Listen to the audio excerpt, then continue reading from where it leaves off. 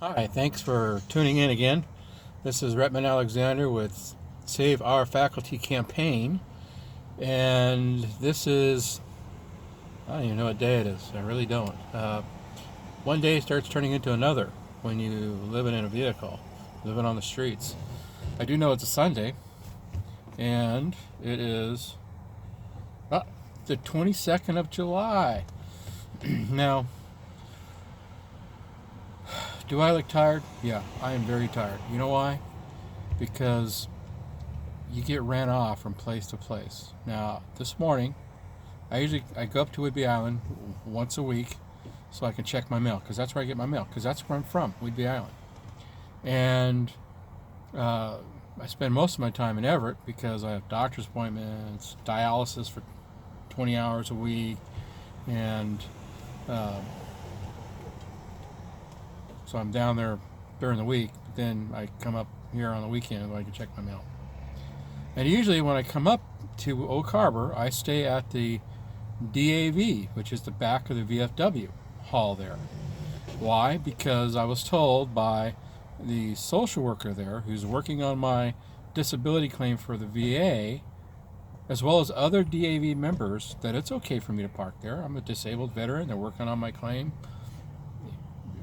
Other people do it. No big deal. And I've done it. I go there sometimes on a Saturday night, sleep, wake up the next morning, and get on my merry way back to Everett. So I'm doing that. And a deputy knocks on my window this morning and asks what I'm doing. I said, well, I'm sleeping. And he goes, yeah, I can see you're sleeping. He said, we had a complaint here that there was somebody here acting suspicious. And I looked at him going, sleeping is acting suspicious? And he looked at me like, dumbest thing I've ever heard.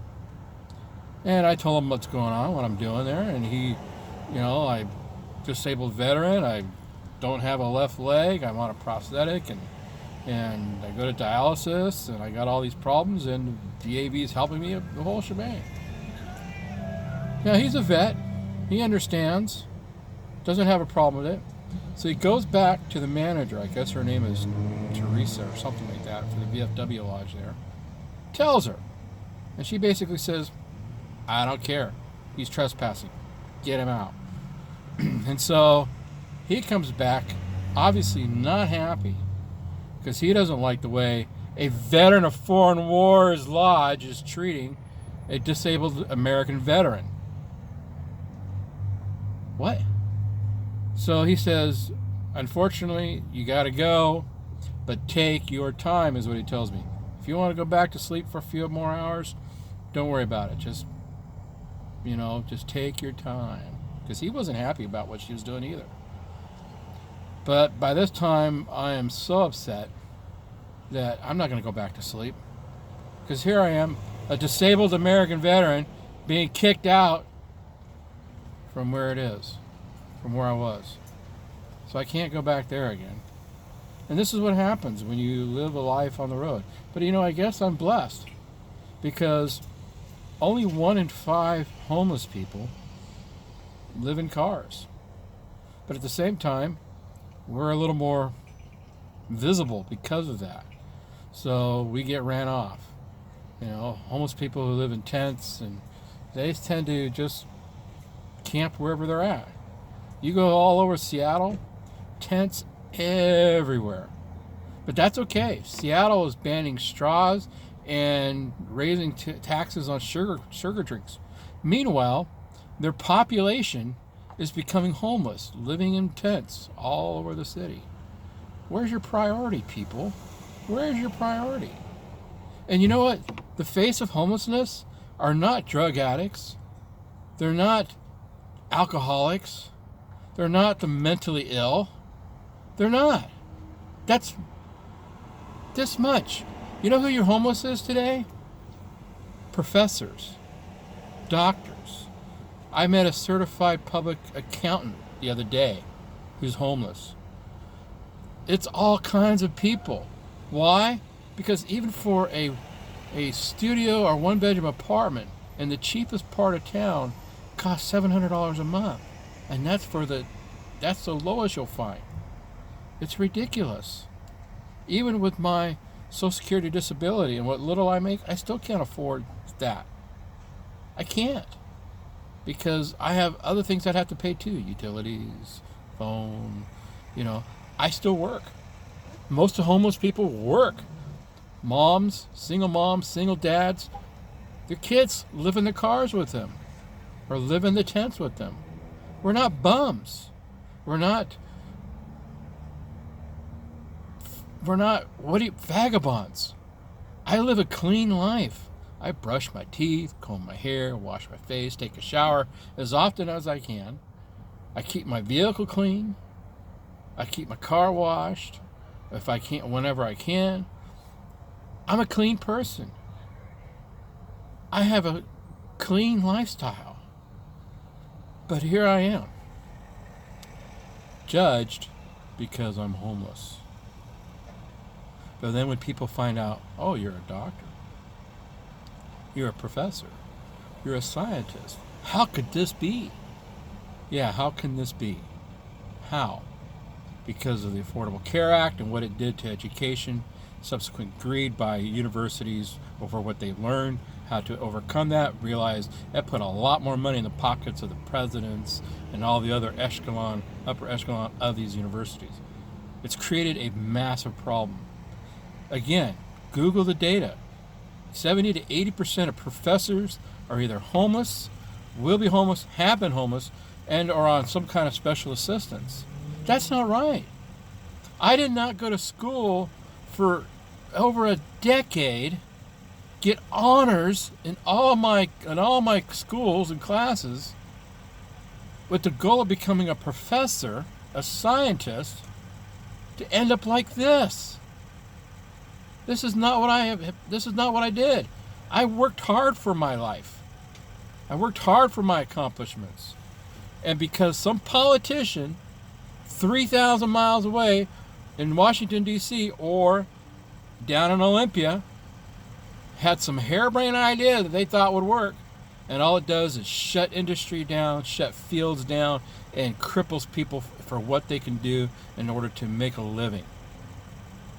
And then on top of that, the cost of living is so extraordinarily high that there is no middle America anymore. You're either rich or you're homeless.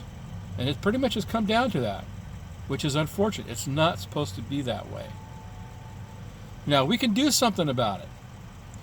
Save Our Faculty campaign is being developed to do something about that, to make the changes to these federal and state legislations that did this to us. Because whether you're a professor or you're an accountant or whatever you are, you should not have to go through this. You worked your butt off to get an education, to make something of your life. Even if you just went to technical school to become a welder or an electrician or whatever, you needed professors to do that. This is a problem that faces everybody. Even if you just went to elementary school and junior high and high school, professors trained them to do their jobs. Medical field, professors, we did that. We trained you. I've trained lots of nurses and doctors over my career. But we can't make a living because of these acts that the federal government and the state governments enacted. See my ring? My wife abandoned me in the hospital. What am I supposed to do with that? Okay? I lost my family, my wife. I've lost my career is in the crapper because I can't work enough to support me or my family. It's just a horrible, horrible thing. And I'm fighting this because it's not just me. It's everybody else out there that's having to face this. So get involved. We need your support financially. We need your support morally. We need you to get the word out, pass around these videos, share our sites. Let's get this done. Let's get Trump's attention and DeVos's attention and Pence's attention and any other representatives and congressmen, senators, whoever. It's even the media. Hello, we'll talk to you. We need to make this as public as possible because this has got to end. Okay, there's a lot of issues going on here, a lot of things involved with this. Welfare levels and levels of income and all these different factors in this. This is not just a one little factor thing. So we need people's help. We need experts in various things. We need financial help because it costs a lot of money to do this. And if I'm living in a car, obviously I don't have money. So we need your support. So get involved, please. We're on Twitter, we're on Facebook, and we're on YouTube. That's where this video is. And we're trying to develop our Save Our Faculty campaign website at saveourfaculty.com.retman.com. Okay? So we're easily found.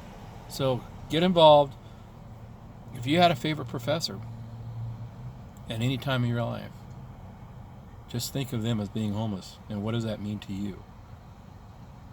So help them, help me, help all of us, because whatever benefits us benefits the rest of the United States. So we need your help. Please get involved.